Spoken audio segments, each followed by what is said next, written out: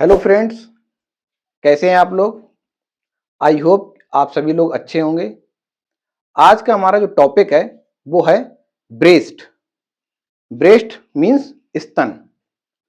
Mail और female दोनों में ब्रेस्ट पाए जाते हैं, लेकिन मेल के केस में ब्रेस्ट जो होते हैं वो इनएक्टिवेट होते हैं और फीमेल के केस में एक्टिवेट होते हैं।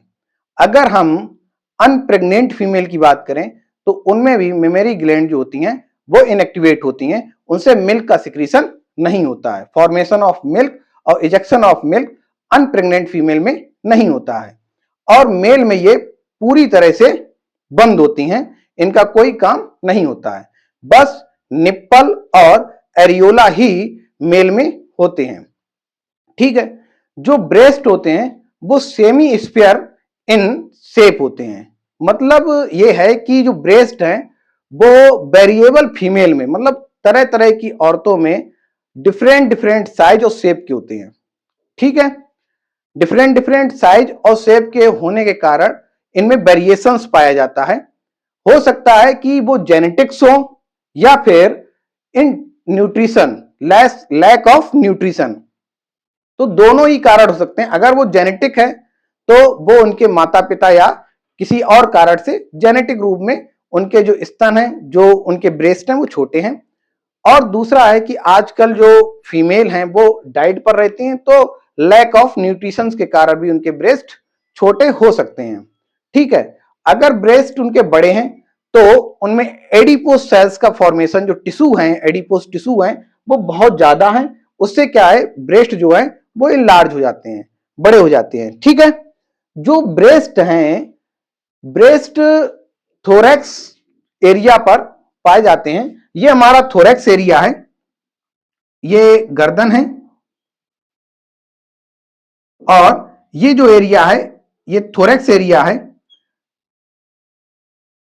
ये स्टर्नम से रिब्स, जो हमारी ट्रू रिब्स हैं, 7 ट्रू रिब्स हैं, ये जुड़ी होती हैं। और इन्हीं रिब्स के ऊपर कौन सी मसल, पेक्टोरल्स मसल, जो हमारी पेक्टोरलिस मेजर मसल है, उसके एंटीरियर पोर्शंस पे दो ब्रेस्ट होते हैं जो वन इन पेयर होते हैं। ठीक है, वन इन पेयर होते हैं और स्टर्नम के दोनों साइड, स्टर्नम के दोनों साइड होते हैं। ओके, अगर हम इसका सेजाइटल सेक्शन करके देखें तब पता चलता है कि जो ब्रेस्ट हैं उसकी क्या प्रोसेस है, उसमें मिल्क का फॉर्मेशन कैसे होता है, मिल्क डक्ट के थ्रू निप्पल तक कैसे आता है, वो हमें सेजाइटल सेक्शन में ही पता चलता है। जब हम सेजाइटल सेक्शन करते हैं, सेजाइटल सेक्शन ऐसे जब हम काटते हैं तब पता चलता है। तो उस समय क्या हमें दिखाई देगा, हमें दिखाई देंगी रिब्स। ठीक, जब हम काटते हैं तो हमें क्या दिखाई देगा, पहला रिब्स दिखाई देंगी। और रिब्स जो हैं, ये जो रिब्स है, जब हम इसको ऐसे करके काटेंगे तब हम देखेंगे कि रिब्स और ब्रेस्ट, जो ब्रेस्ट है और रिब्स है, तो यहां पर एक फोसिया होगा।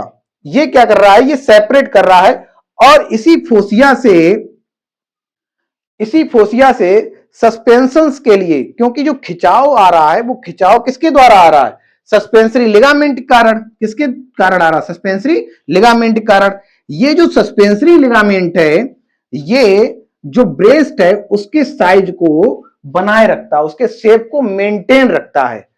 अगर ये सस्पेंसरी लिगामेंट जो पूरे ब्रेस्ट में पाए जाते हैं, ये सस्पेंसरी लिगामेंट अगर ढीले हो जाएं, लूज हो जाएं, अगर लूज हो जाते हैं तो ब्रेस्ट जो है वो लूज हो जाता है, ढीला हो जाता है। ब्रेस्ट कैसे होते हैं, ढीले हो जाते हैं, जो हल्के हल्के से लटकने लगते हैं। तो अगर इसको सपोर्टिव कौन करता है, इसको सपोर्टिव जब फीमेल ब्रा पहनती है तो वो उसको सपोर्टिव बनाए रखते हैं। किसको, सस्पेंसरी जो लिगामेंट है उनको क्या करती है, सपोर्ट देती रहती है, जिससे कि ये जल्दी लूज नहीं होते हैं। लेकिन 50 साल की अगर फीमेल है या बहुत ज्यादा जॉगिंग या उसने बहुत हाईली उसने एक्सरसाइज की है, तो उस केस में ऐसा हो सकता है कि उसके ब्रेस्ट लूज हो जाते हैं। ठीक है, ब्रेस्ट तरह तरह के होते हैं, डिफरेंट साइज है और डिफरेंट टाइप की ब्रेस्ट हैं, जो मेडिकल लाइन में नहीं, लेकिन अगर कोई ऐसे बरारा खरीदने जाता है तब डिफरेंट डिफरेंट साइज के जो बड़ा मिल जाते हैं। इससे पता चलता है कि ब्रेस्ट के साइज जो हैं वो भी डिफरेंट डिफरेंट होते हैं और शेप भी डिफरेंट डिफरेंट होते हैं। ठीक है, डिफरेंट टाइप ऑफ शेप होते हैं फीमेल के केस में। तो ये हम आ जाते हैं अपने टॉपिक पर। तो ये क्या है, ये हमारा पेक्टोरल फोसिया है। क्या है, पेक्टोरल फासिया। अब ये पेक्टोरल फासिया जो है ये इससे क्या कनेक्ट है, सस्पेंसरी लिगामेंट। सस्पेंसरी लिगामेंट जो है वो कनेक्ट है। अब ये जो सस्पेंसरी लिगामेंट है इन्हें कूपर लिगामेंट भी कहते हैं। अब जो सस्पेंसरी लिगामेंट है ये खिंचाव करेंगे, सस्पेंशन देंगे, खिंचाव करते हैं। तो ये क्या करते हैं, शेप को बनाए रखते हैं। ब्रेस्ट का जो शेप है नेचुरली उसको बनाए रखते हैं। जो ये ब्रेस्ट है इनमें जो खाली जगह है, जितनी भी खाली जगह होती है, जो एल्वुलाई जो हमारे हैं, जो एल्वुलस हैं, ब्रेस्ट की जो एल्वुलस होते हैं उनके बीच में जो गैप है उसको एडिपोज टिश्यूज जो होते हैं वो भर देते हैं, फिल कर देते हैं पूरे एरिया को, जिससे कि जो ब्रेस्ट है वो भरे भरे दिखाई देते हैं। ठीक, इसीलिए ब्रेस्ट जो है उनमें उभार आ जाता है, क्योंकि उसमें एडिपोज टिश्यूज भरे होते हैं। जितना ज्यादा एडिपोज टिश्यूज भर जाता है उतना ही जो ब्रेस्ट का साइज है वो बड़ा हो जाता है। ठीक है, ब्रेस्ट का साइज इस पे डिपेंड करता है। अभी क्या है कि बहुत ज्यादा जो एक्ट्रेस हैं, मॉडल्स हैं, वो क्या करते हैं, ब्रेस्ट के साइज को, शेप को चेंज करवाते रहते हैं। और वो क्या करते हैं, एडिपोज टिश्यूज को क्या करते हैं अपने हिप एरिया की तरफ बटक से इनसे निकलवा करके और सेडिमेंटेशन प्रोसेस करवा करके उसे सेपरेट करा देते हैं।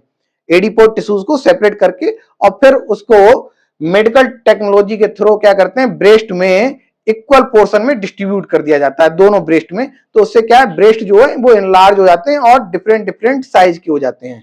ठीक, तो वो एडिपोज टिश्यूज से क्या होता है, ब्रेस्ट को बड़ा या छोटा किया जा सकता है। एडिपोज टिश्यूज को निकाल दिया जाए तो छोटे हो जाते हैं, और एडिपोज टिश्यूज को अगर भर दिया जाए तो ब्रेस्ट बड़े हो जाते हैं। जिनके ब्रेस्ट लूज हो जाते हैं वो भी यही मेडिकल सर्जरी के द्वारा अपने ब्रेस्ट के साइज को सही करवा लेते हैं। ठीक है, ये पॉसिबल है, सर्जिकल प्रोसेस है, उसके द्वारा जो ब्रेस्ट है वो छोटे बड़े और ढीले वाले भी जो टाइट हो जाते हैं उसमें इसकी कटिंग करके, या फिर इसमें जो आपके सिलिकॉन आता है उसको भर करके ब्रेस्ट बड़े हो जाते हैं। और अब तो एडिपोज टिश्यूज का भी एक प्रोसेस है जिससे एडिपोज टिश्यूज को भर करके इन्हें बड़ा किया जाता है। ठीक, अब इसमें जो ब्रेस्ट है इसमें मिल्क का फॉर्मेशन कैसे होगा, तो ये हमारा क्या है, एल्वुलस है। ठीक है, ये एल्वुलस है। जो एल्वुलस है इसके ऊपर क्या है, मायोइपिथीलियम। क्या है इसके ऊपर, ये हमारा हमने काट दिया है, तो काटने के बाद ये है मायोइपिथीलियम। This is मायोइपिथीलियम। हम रेड कलर से डिनोट कर दे रहे हैं मायोइपिथीलियम को। ठीक, ये क्या है, मायोइपिथीलियम है। और जो इसके अंदर की जो सेल है ये क्या है, इपिथीलियम। इन्हें लेक्टोसाइड सेल भी कहते हैं। Sometime it is called the lactocyte cell. ठीक, ये क्या कहलाती हैं, लेक्टोसाइड है, इपिथीलियल सेल्स। ठीक, ये आगे तक।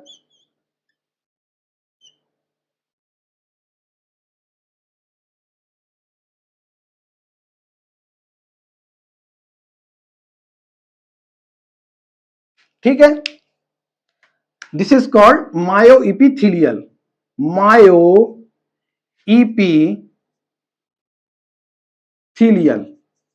ठीक, मायो इपिथीलियल सेल्स हो गई। और this is called epithelial cells, epithelial sales.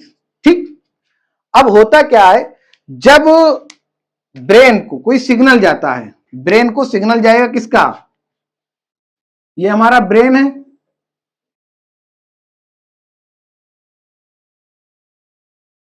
और ये यहां पर पिट्यूटरी ग्लैंड है। ठीक, ये ब्रेन है, ब्रेन एरिया, ये पिट्यूटरी ग्लैंड है।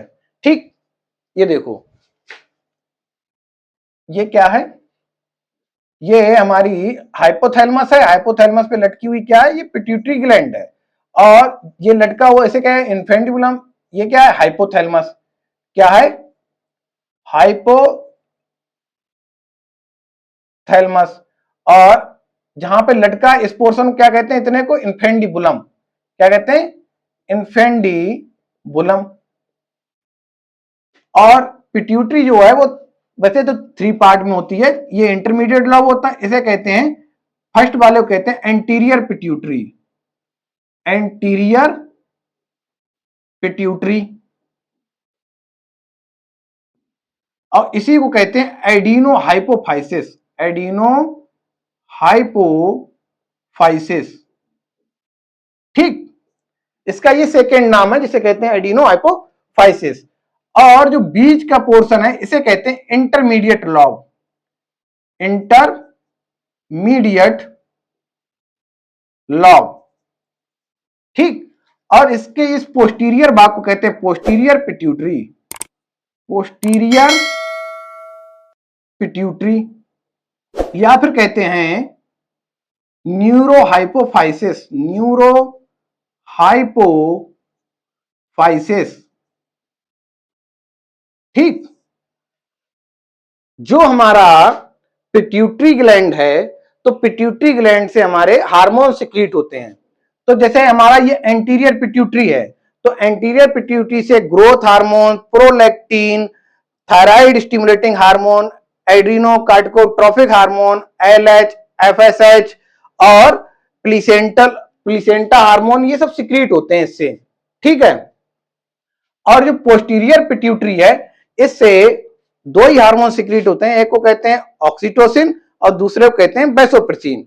और जो हमारा इंटरमीडिएट लॉब है, इससे एक हार्मोन सिक्रीट होता है जिसे कहते हैं मेलेनोसाइट स्टिमुलेटिंग हार्मोन, कहते हैं MSH, जिसका काम कलर चेंजिंग होता है। जो हमारा कलर अभी दिख रहा है, ये मेलेनोसाइट के ही कारण है। अगर ये कम होता तो हम गोरे दिखाई देते, लेकिन अभी हम काले दिखाई दे रहे हैं, इसका मतलब मेलेनोसाइट हमें ज्यादा है, सिक्रीट ज्यादा हो रहा है, इसीलिए हम काले हैं। लेकिन जो यहां पर पोस्टीरियर पिट्यूटरी और एंटीरियर पिट्यूटरी का बहुत मतलब फंक्शन है, बहुत ज्यादा इसका फंक्शन है, क्योंकि जो एंटीरियर पिट्यूटरी है, इससे एक हार्मोन सिक्रीट होता है, उसे कहते हैं प्रोलैक्टिन। क्या कहते हैं, प्रोलैक्टिन। और जो पोस्टीरियर पिट्यूटरी, ये एंटीरियर सिक्रीट होता है, एंटीरियर पिट्यूटरी से। ठीक है, और पोस्टीरियर पिट्यूटरी जो हार्मोन सिक्रीट होता है उसे कहते हैं ऑक्सीटोसिन, ऑक्सीटोसिन कहते हैं। ये posterior pituitary, PP, posterior pituitary secrete होता है।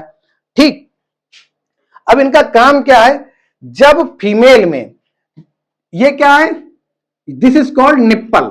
क्या है ये निप्पल है, और ये अरियोला है। अब होता क्या है कि जैसे ही बच्चा या कोई भी इसको जैसे दबाता है, मतलब प्रेशर देता है, इसको अगर प्रेशर देगा प्रेग्नेंट फीमेल में, ठीक है, जब इसे प्रेशर देगा तो प्रेशर देने पर क्या होगा, यहां पर होते हैं सेंसरी न्यूरॉन। क्या होते हैं, सेंसरी न्यूरॉन। सेंसरी न्यूरॉन क्या करते हैं, वो सेंस कर लेते हैं, एफरेंट न्यूरॉन भी कहते हैं इसको। अब यहां पे क्या सेंसेशन हो जाता है, क्या हो जाता है, सेंसेशन। और सेंसेशन जैसे ही होगा, वही सेंसेशन कहां पहुंचेगा, ब्रेन के पास। तो हाइपोथैलेमस ऑर्डर के, हाइपोथैलेमस पिट्यूटरी ग्लैंड वर्क करेंगे, तो हाइपोथैलेमस पिट्यूटरी ग्लैंड से कहेगा भैया हार्मोन सिक्रीट करो, क्योंकि कोई इसको या तो सकिंग कर रहा है या इस पर प्रेशर दे रहा है। तो जैसे ही इस पे सेंसेशन आएगा, इरेक्शन ऑफ निप्पल हो जाएगा। निप्पल कैसे हो जाएंगे, इरेक्ट हो जाएंगे, खड़े हो जाएंगे, टाइट हो जाएगा निप्पल। ठीक, जैसे ही सेंसेशन होगा निप्पल हो जाएगा टाइट। निप्पल जैसे टाइट होगा तो सेंसेशन पहुंचेगा किसके पास, ब्रेन के पास। ब्रेन क्या करेगा, प्रोलैक्टिन से कहेगा कि किसका, मिल्क का फॉर्मेशन, मतलब प्रोडक्शन ऑफ मिल्क स्टार्ट कर दो, मिल्क का प्रोडक्शन स्टार्ट हो जाएगा। और जो ऑक्सीटोसिन है, ऑक्सीटोसिन जैसे ही मिल्क का प्रोडक्शन स्टार्ट होगा, ऑक्सीटोसिन जैसे ही इसे सकिंग होगी, तो ऑक्सीटोसिन सीधे मैसेज फॉरवर्ड कर देगा ब्रेन के पास कि भैया जो मिल्क है उसका इजेक्शन कराओ। तो मिल्क का इजेक्शन होने लगेगा। कैसे, मिल्क का इजेक्शन ऐसे होगा, जो मायोइपिथेलियल सेल है, देखो यहां पे क्या है, मिल्क बन रहा है, ड्रॉप ड्रॉप कर दे रहे हैं, यहां पर मिल्क बनने लगा। ठीक, इन सेल से क्या हो रहा है, मिल्क बनने लगा है। ठीक, इन सेल से मिल्क बन रहा है। अब मिल्क बनने पर, अब ये ऐसे तो एल्वुलाइज जा नहीं सकता है, मिल्क यहां भरा हुआ है, तो मायोइपिथेलियल जो सेल है ये क्या करेंगे, कॉन्ट्रैक्ट करेंगी। ठीक, कॉन्ट्रैक्ट करेंगी। कॉन्ट्रैक्ट करने पर जो मिल्क होगा वो आगे की तरफ मूव करेगा। कहां से, एल्वुलस से आगे, क्योंकि एल्वुलस के अंदर बहुत सारी क्या है, एल्वुलाई है, छोटी छोटी अंगूर, जैसे अंगूर का गुच्छा होता है ना, तो अंगूर के गुच्छे की तरह बहुत सारी एल्वुलाई हैं। और एल्वुलाई सारी किस, उसे पूरे कहेंगे एल्वुलस। तो एल्वुलस के अंदर क्या है, एल्वुलाई, छोटी कंटेनिंग एल्वुलाइस। अब इनके अंदर क्या होगा, मिल्क का सिक्रीशन हो रहा, मिल्क हो रहा है। अब मिल्क यहां पे सिक्रीट होना स्टार्ट हो गया, मिल्क का फॉर्मेशन स्टार्ट, फॉर्मेशन होने लगा, फॉर्मेशन ऑफ मिल्क होने लगा। अब मिल्क का जैसी फॉर्मेशन स्टार्ट हुआ तो मिल्क कहां पहुंचेगा, मिल्क पहुंचेगा सेकेंडरी ट्यूबल में, क्योंकि ये क्या करेंगी, ये कॉन्ट्रैक्ट करेगी, मायोइपिथेलियल सेल कॉन्ट्रैक्ट करेगी, कॉन्ट्रैक्शन इन मायोइपिथेलियल सेल। ठीक, MEC, तो कॉन्ट्रैक्शन किसमें होने लगेगा, मायोइपिथेलियल सेल जैसी दबेगी और मिल्क आगे की तरफ बढ़ने लगेगा। मिल्क आगे बढ़ करके कहां पहुंचेगा, सेकेंडरी ट्यूबल्स में। किसमें पहुंचेगा, सेकेंडरी ट्यूबल्स। ये क्या है, दिस इज सेकेंडरी ट्यूबल्स। क्या है, सेकेंडरी ट्यूबल्स। और ये क्या है, पूरा एल्वुलस है, और इसमें and he has alveoli, more alveoli. ठीक, ये बहुत सारी एल्वुलाई रखता है। ठीक, अब यहां पे क्या है, ये सेकेंडरी ट्यूबल्स में आ गया। अब यदि सेकेंडरी ट्यूबल्स में आएगा तो ये आगे पुश होगा, पुश होके एक ब्रांच पहुंचेगा। इस ब्रांच को क्या कहते हैं, इसे कहेंगे मेमेरी ग्लैंड, मेमेरी ग्लैंड कहेंगे। ठीक, क्या कहेंगे, मेमेरी ग्लैंड। जब फीमेल, जब बच्चे का बर्थ हो जाता है तो उस समय क्या होता है, जब बच्चे का बर्थ होता है, क्योंकि ऑक्सीटोसिन क्या करता है, लेबर पेन इंक्रीज करता है, लेबर पेन इंक्रीज करने के बाद चाइल्ड बर्थ, जैसे इसीलिए से ऑक्सीटोसिन क्या कहते हैं, चाइल्ड बर्थ हार्मोन कहते हैं। क्या कहते हैं, चाइल्ड बर्थ हार्मोन, क्योंकि ये बर्थ के काम आता है, बर्थ के टाइम पर। उस समय क्या करता है, श्रोण मेखला को चिकना कर देता है, स्मूथ कर देता है, और जिससे कि इजी, लेबर पेन को इंक्रीज करके, जिससे कि सुगमता से बच्चे का जन्म हो जाए, बर्थ हो जाए। ठीक, और बर्थ होने के बाद ये तुरंत मैसेज ब्रेन के पास भेज देता है कि मिल्क इंजेक्शन कराओ। ठीक, इसीलिए ये क्या करेगा, मिल्क इंजेक्शन कराने का काम करता है ऑक्सीटोसिन। अब यहां पे क्या, मेमेरी ग्लैंड में स्टोर हो जाएगा मिल्क, हो गया, यहां आ गया। यहां आने के बाद अब जैसे यहां आएगा तो यहां पर ये थोड़ी बढ़ जाती हैं, जो लैक्टिफेरस सीनस है वो बढ़ जाते हैं, क्योंकि जब फीमेल की डिलीवरी हो जाती है, बच्चे का बर्थ हो जाता है, उस समय ब्रेस्ट का साइज बढ़ जाता है। और ब्रेस्ट का साइज बढ़ने पर क्या होता है कि जो लैक्टिफेरस सीनस है वो भी थोड़े बढ़ जाते हैं। अब जब लैक्टिफेरस सीनस बढ़ जाएंगे तो लैक्टिफेरस जो सीनस है, ये जो सीनस है, लैक्टिफेरस सीनस, ये लैक्टिफेरस सीनस में मिल्क जो है टेम्परेरी स्टोर हो जाता है। इसमें लैक्टिफेरस सीनस में मिल्क जो है वो टेम्परेरी, मिल्क जो है टेम्परेरी स्टोर हो जाता है। ठीक, फिर स्टोर होने के बाद जैसे ही यहां पर कोई प्रेशर क्रिएट होता है, जैसे बच्चे ने पीने के लिए मुंह से ये निप्पल दबाया तो प्रेशर क्रिएट हुआ, प्रेशर क्रिएट होने पर ये मिल्क जो है ये बाहर की तरफ निकलने लगे। किससे, किससे, लैक्टिफेरस डक्ट से। किससे, लैक्टिफेरस डक्ट से ये मिल्क बाहर निकलने लगे। कहां पर, किस पे, निप्पल पर। क्योंकि जैसे ये है ना, ये पोर्शन, ये क्या है, निप्पल। अब देखो सारी डक्ट 1 2 3 4 ये सब डक्ट जो है यहां पर ओपन हो गई, यहां करके, कहां पे, निप्पल पर। ठीक, ओपनिंग यहां हुई।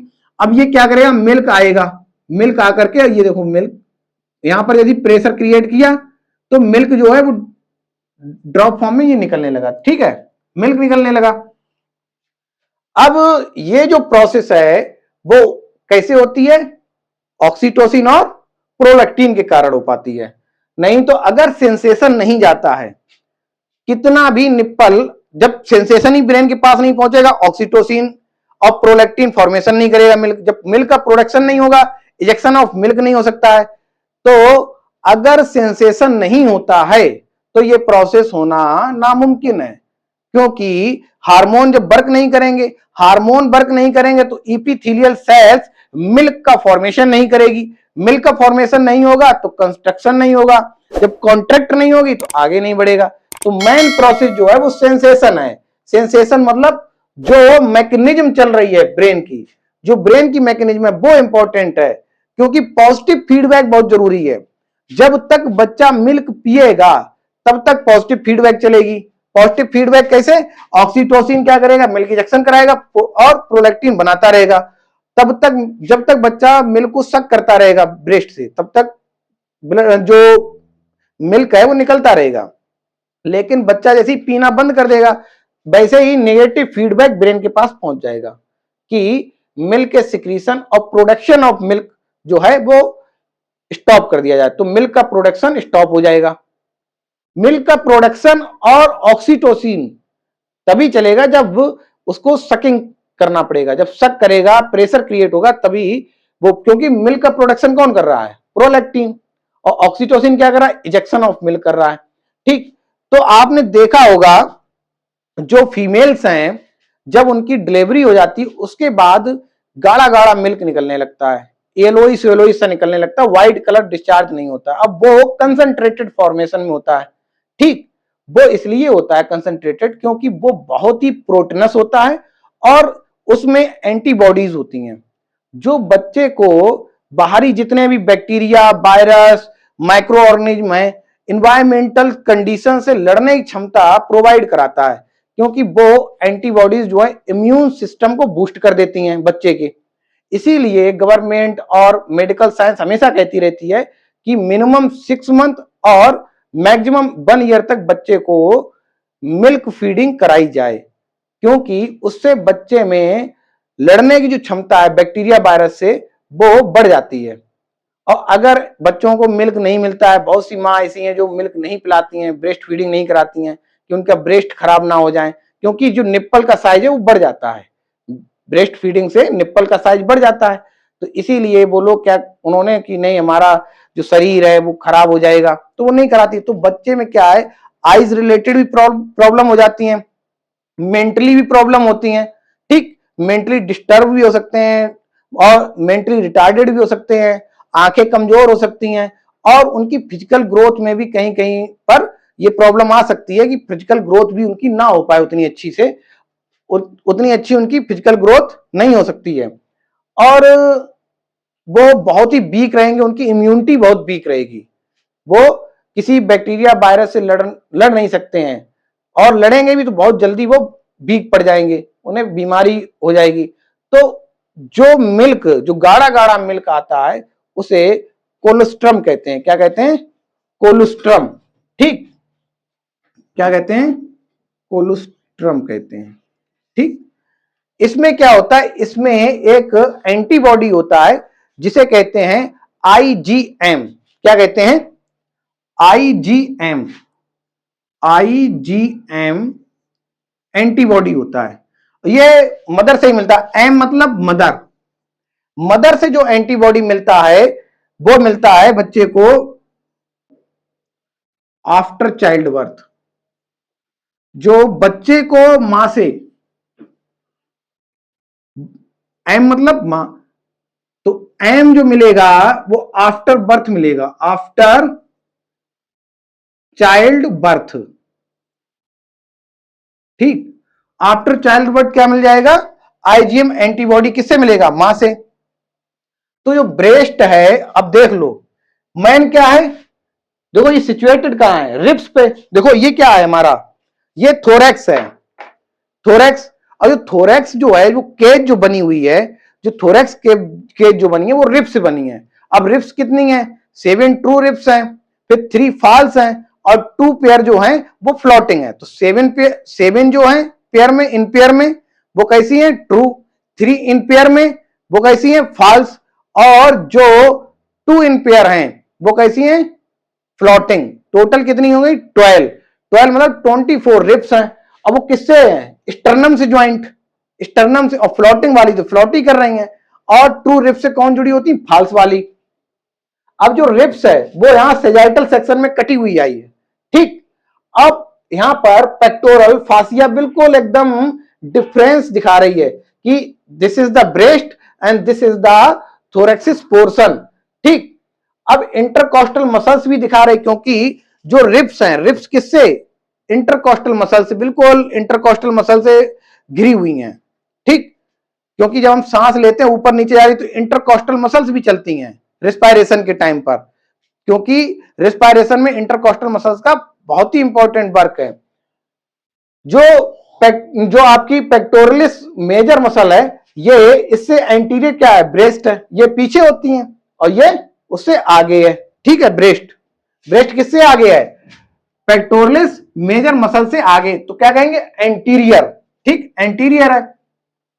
और इसी से जो आपका पेक्टोरल फासिया है, इसी से क्या होती है? Suspensory ligament. जो सस्पेंसरी लिगामेंट है इसी से घिरे हुए हैं, देखो सब सस्पेंसरी लिगामेंट एकदम जाल की तरह फैले होते हैं, और यही क्या करते हैं? सस्पेंशन देते रहते हैं लिगामेंट। इसे कूपर्स लिगामेंट भी कहते हैं, जो ब्रेस्ट के लूजनेस को कवर किए रहते हैं, मेंटेन किए रहते हैं कि लूज ना हो, ठीक। अब इसकी जो प्रोसेस है पूरी, देखो दिस इज, अब ये देख लो, नाम देख लो, ये क्या है? ये तो जानते ही हो, ये मसल्स जो anterior portion pectoralis major muscles है। अब ये क्या है? ये आपका फैट है। कौन सा फैट? एडिपोस, एडिपोस टिश्यू है, ठीक। एडिपोस टिश्यूज हैं। और ये आपके एल्वुलस हैं। क्या है? एल्वुलस। और ये आपका जो है पोर्शन, इसे क्या कहेंगे? मेमेरी ग्लैंड का ये क्या है? Secondary tubules. मेमेरी ग्लैंड से पहले क्या पड़ेगा? Secondary tubules. देखो नंबर एक पर tubule containing alveoli, okay. Number 2 पे सेकेंडरी ट्यूबल्स। ये नंबर 1 नंबर 2 मैंने क्यों लिखा है ये समझो। जब हम इसे काटते हैं, ऐसे करके एल्वुलाई काटेंगे, तो काटने के बाद इसके अंदर हमें क्या दिखाएंगी देंगी? इसके अंदर इपिथेलियल सेल्स, और ऊपर मायो इपिथेलियल दिखाई देगी, जो कॉन्ट्रैक्ट करा रही है, कंट्रक्शन करा रही है, ठीक है। तो अब क्या होगा? मिल्क आएगा। ये देखो मिल्क आ रहा, ये मिल्क आएगा। तो मिल्क पहले कहां से चलेगा? एल्वुलाई से, जो एल्वुलस के एरिया से। तो एल्वुलाई चलेगा कहां पे? नंबर 2 पे, सेकेंडरी ट्यूबल्स पे। और सेकेंडरी ट्यूबल से कहां आएगा? मेमेरी डक्ट पे। कहां आएगा? ये मेमेरी डक्ट। अभी सारा कलेक्ट हो जाएगा, देखो यहां से ये आया, ये आया, ये आया, ये सारा कहां कलेक्ट हो जाएगा? मेमेरी डक्ट पे। और मेमेरी डक्ट आगे चलकर कहां ओपन हो जाएगी? लेक्टिफेरस सीनस पे। लेक्टिफेरस सीनस होते हैं वो थोड़े फूले हुए एरिया होता है, हल्का सा लेक्टिफेरस सीनस। और यहां पर क्या होता है? मिल्क कलेक्ट हो जाता है, स्टोर मिल्क हो जाता है। और यही मिल्क जो है आगे कहां जाता है? वो जाता है लेक्टिफेरस डक्ट पे। नंबर 5 लेक्टिफेरस डक्ट पहुंचता है। जब इस पर प्रेशर क्रिएट किया जाता है, निप्पल पे प्रेशर क्रिएट किया जाता है, तो मिल्क जो होता है वो इजेक्शन होने लगता है, मिल्क बाहर निकलने लगता है, ठीक है। ओके, जब हम इनपुट देंगे तो आउटपुट आएगा, तो मिल्क बाहर निकलने लगता है। और जो ये एरिया है, जो एरियोला कहते हैं, एरियोला जो एरिया है, वो जब फीमेल की शादी नहीं होती है तब ये कम ब्राउन कलर का होता है, मतलब हल्का ब्राउनिश होता है। लेकिन जब शादी हो जाती है तो प्रेग्नेंट फीमेल में ये डार्क ब्राउनिश हो जाता है, डार्क ब्राउनिश हो जाएगा, ठीक। कैसा हो जाएगा? डार्क ब्राउनिश हो जाएगा। तो ये तो आपका फॉर्मेशन ऑफ मिल्क है, ठीक। अगर आपको इसकी मैकेनिज्म समझ में नहीं आ रही है तो हम इसकी मैकेनिज्म बना देते हैं कि इसकी मैकेनिज्म क्या होगी।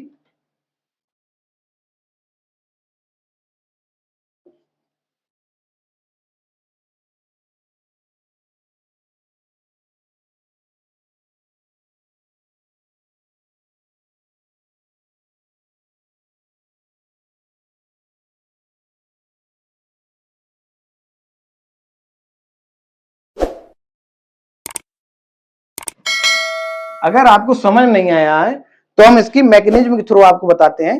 तो मैकेनिज्म के थ्रू आप इजी फॉर्म में समझ जाएंगे कि ये प्रोसेस होती क्या और कैसी। तो होता क्या है हमारे ब्रेन के फ्रंटल ब्रेन में, फ्रंटल ब्रेन में जो स्पेनोइड हड्डी है, स्पेनोइड बोन, इसके अंदर बिल्कुल सेंटर की तरफ ये क्या होती है, सेला टर्सिका कैविटी होती है। सेला टर्सिका कैविटी होती है। सेला टर्सिका कैविटी में एक संरचना होती है सेला टर्सिका कैविटी में, जिसे कहते हैं पिट्यूटरी ग्लैंड। पिट्यूटरी ग्लैंड, जो पिट्यूटरी ग्लैंड है इसे मास्टर ग्लैंड भी कहते हैं। क्या कहते हैं, मास्टर ग्लैंड।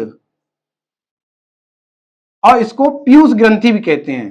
क्या कहते हैं, पीयूष ग्रंथि या पीयूष ग्लैंड भी कहते हैं। ठीक, पीयूष ग्रंथि भी कहते हैं।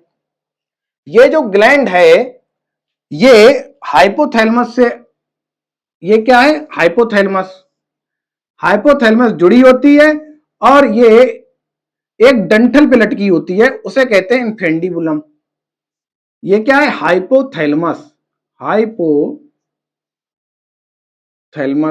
और ये क्या है, इसे कहते हैं इन्फेंडिबुलम। ठीक, इन्फेंडिबुलम। जो भाई पिट्यूटरी ग्लैंड है ये एक इंटरमीडिएट लॉब के द्वारा दो पार्ट में डिवाइड होती है। ये इसे क्या कहते हैं, इंटरमीडिएट लॉब, इंटरमीडिएट लॉब। ठीक, और इसे कहते हैं एंटीरियर पिट्यूटरी, एंटीरियर पिट्यूटरी, या इसे कहते हैं adeno hypophysis, adeno hypophysis, hypophysis. Okay, और इसे कहते हैं पोस्टीरियर पिट्यूटरी, पोस्टीरियर पिट्यूटरी। और इसके सेकेंड नाम है, उसे कहते हैं न्यूरो हाइपोफाइसिस, न्यूरो हाइपोफाइसिस। ठीक, जो एंटीरियर पिट्यूटरी है इससे कई एंडोक्राइन हार्मोन सिक्रीट होते हैं, जैसे कि ग्रोथ हार्मोन,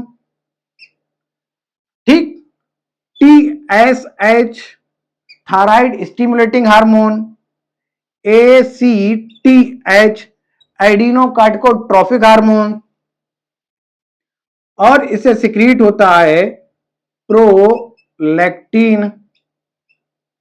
ठीक, और इससे सिक्रीट होता FSH फॉलिकुलर स्टिमुलेटिंग हार्मोन, और इससे सिक्रीट होता है उसे कहते हैं LH ल्यूटिजाइंग हार्मोन। जो वैसोप्रेसिन है ये वाटर के लिए, वाटर बैलेंस कराता है, और जो ऑक्सीटोसिन है ये चाइल्ड बर्थ में,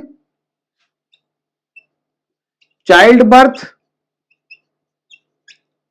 लेबर पेन, पेरेंटल केयर। ठीक, और ये पेल्विक गर्डल को स्मूथ भी कर देता है। पेल्विक जो गर्डल है फीमेल की उसे स्मूथ भी करता है, चिकना। ठीक, इसका बहुत मतलब चाइल्ड बर्थ में सबसे ज्यादा रोल इसी का, ऑक्सीटोसिन का होता है। ठीक है, और इसका काम जो है वो प्रोडक्शन ऑफ मिल्क है। क्या है, प्रोडक्शन ऑफ मिल्क। ठीक, ये क्या करेगा, प्रोडक्शन ऑफ मिल्क। अब होता क्या है, जैसे कि ये ब्रेस्ट है, ठीक, और जैसे ही बच्चे ने सक किया, जैसे ये एम्ब्रियो है, बच्चा है, और इस बच्चे ने इसे सक करना स्टार्ट किया। ठीक है, उसने जैसे यहां पे सकिंग की तो निप्पल के ऊपर क्या होती हैं, न्यूरॉन्स होते हैं, सेंसरी न्यूरॉन कहते हैं। क्या होते हैं, सेंसरी न्यूरॉन, सेंसरी न्यूरॉन। होगा क्या, जैसे ये यहां पर प्रेशर क्रिएट करेगा तो ब्रेन के लिए मैसेज पहुंच जाएगा, ब्रेन के लिए मैसेज पहुंचेगा हाइपोथैलेमस के पास। ठीक, ये लो, ये मैसेज पहुंचा। ठीक, जैसे ही मैसेज पहुंचेगा तो यहां पर क्या होती है, पोर्टल वेन होती हैं, क्योंकि जो एंडोक्राइन हार्मोन है उनका सिक्रीशन होता है ब्लड के थ्रू। किसके थ्रू होता है? ब्लड के थ्रू। तो यहां पे पोर्टल आर्टरीज और वेन भी रहती हैं। ठीक है, और क्योंकि जो मैसेज पहुंचता है वो किसके थ्रू पहुंचता है? न्यूरॉन के थ्रू। तो हमारी नर्व सेल भी जो है वो एक्टिव हो जाती है, न्यूरॉन भी एक्टिव हो जाते हैं, नर्व सेल एक्टिव हो जाएंगी। तो जैसे ही यहां पर हाइपोथैलेमस को मैसेज आएगा, हाइपोथैलेमस तुरंत पिट्यूटरी ग्लैंड के लिए भेज देगा। पिट्यूटरी ग्लैंड जो है वो दोनों पोस्टीरियर और इंटीरियर दोनों एक्टिव हो जाएंगी। ठीक, दोनों एक्टिव हो जाएंगी। एक्टिव होने पर ये क्या करेंगी, ये मिल्क का फॉर्मेशन, प्रोडक्शन ऑफ मिल्क करने लगेगा। जो आपका प्रोलैक्टिन है ये प्रोडक्शन करने लगेगा। और जैसे ही बच्चा बर्थ होगा, बर्थ होने के बाद तुरंत मैसेज पहुंच जाएगा ऑक्सीटोसिन का। किसके पास? ब्रेस्ट के पास। यदि पहुंचे तो मिल्क का इजेक्शन कौन करने लगेगा? ऑक्सीटोसिन। जो ऑक्सीटोसिन है ये क्या करेगा? मिल्क इजेक्शन का काम करता है, मिल्क इजेक्शन। ठीक, मिल्क इजेक्शन कराएगा।